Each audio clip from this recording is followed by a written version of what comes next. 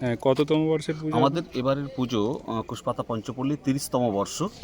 আমরা এবারে আমাদের যে থিমটা রেখেছি সেটা হলো হোক প্রতিবাদ। কারণ হচ্ছে গোটা বিশ্ব জুড়েই নারী শক্তির উপর যে ধরনের অকথ্য পৈশাচিক নির্যাতন হচ্ছে, বিশেষ করে ধর্ষণ সংগঠিত হচ্ছে, তারই প্রতিবাদে আমাদের এইবারের থিম হোক প্রতিবাদ।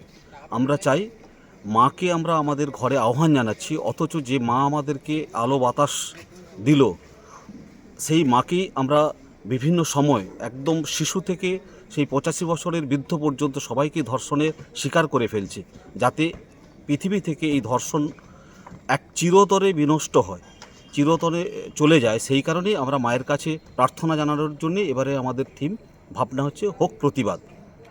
মণ্ডপ কিভাবে সেজে উঠেছে? মণ্ডপ পুরোটাই লেদার দিয়ে সেজে উঠেছে এবং ওই প্রতিবাদী যে মুখ, সেই প্রতিবাদী মুখগুলো দিয়ে আমরা এবারের মণ্ডপ সজ্জিত হয়েছে। এবং প্রথমেই আমাদের আছে মা দুর্গা। মা দুর্গা আহ্বান করছেন উপর থেকে সমস্ত তার সন্তানদের কাছে, তোমরা যে পৈশাচিক ঘটনাগুলো এই সমাজের বুকে নামিয়ে আনছো, সেগুলো যাতে না আর সংগঠিত করো, সেই আহ্বান নিয়েই মা আমাদের কাছে এবারে আসছেন। কীরকম খরচ পড়ছে এবার? প্রায় 22 লক্ষ টাকার কাছাকাছি আমাদের এবারের এই থিম ভাবনাতে আছে আর কি। আর আপনার নাম? আমার নাম দিলীপ মাইতি। তাই। সাংস্কৃতিক বিষয় নিয়ে এই পঞ্চপল্লীতে আছি আমরা।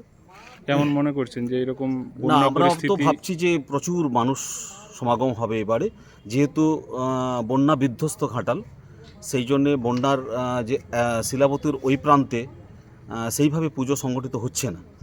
সেই জন্যে আমরা ভাবছি যে লক্ষ লক্ষ মানুষ প্রতিদিনই হয়তো আমাদের এই পূজা মণ্ডপে আসবেন। ঘাটালে এমনিতেই পঞ্চপল্লীর পুজোতে প্রচুর লোক থাকে, আলাদা ঠিক ব্যবস্থা রাখতে হয়। ঠিক ঠিক এবারও কি সেরকম? এবারেও আমাদের প্রায় 150 জন ভলেন্টিয়ার্স থাকছে, সেই সঙ্গে পুলিশ প্রশাসন থাকছে। সবাই মিলেই আমরা এবারে দেখব। অতিরিক্ত নিরাপত্তার জন্য সিসিটিভির জন্য বলা সিসিটিভি হয়েছে। আমরা প্রায় 10 থেকে 12খানা সিসিটিভি ইনস্টল করা হয়েছে আমাদের বিভিন্ন জায়গায়, আচ্ছা। যাতে কোনো ধরনের দুর্ঘটনা না ঘটে। আমরা সবার কাছে আবেদনও রাখবো, আপনারা আসুন, সুস্থভাবে আমাদের এই মণ্ডপ পরিদর্শন করুন, এবং যাতে সবাই, সমস্ত দর্শনার্থীরা এই মণ্ডপ উপভোগ করতে পারে, সেই সুযোগ আপনারা কবে করে থেকে দেবেন। এই মণ্ডপে আমাদের দর্শনার্থীরা আসতে পারে? আজকেই আমরা 6টা থেকে এই মণ্ডপ দর্শনার্থীদের জন্য খুলে দেব। আজ থেকেই দর্শনার্থীরা আমাদের প্রতিমা এবং মণ্ডপ দর্শন করতে পারবে।